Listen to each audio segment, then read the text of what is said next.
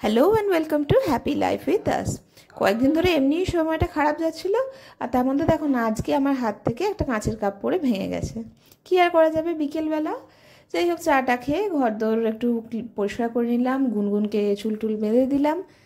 আর রাত্রেবেলা আজকে ডিনারে আমাদের হয়েছিল পাস্তা। পাস্তা খেতে আমি আর দেবাশিস দুজনেই খুব ভালোবাসি। প্রেগনেন্সির সময় আমি তো প্রচুর পাস্তা খেয়েছি, একটু সবজি টবজি বেশি করে দিয়ে বানাই ঘরে পাস্তা। আর রেড সস পাস্তা এর আগে আমরা যতবারই বানিয়েছি ততবারই টমেটো কেচাপ দিয়ে বানিয়েছি।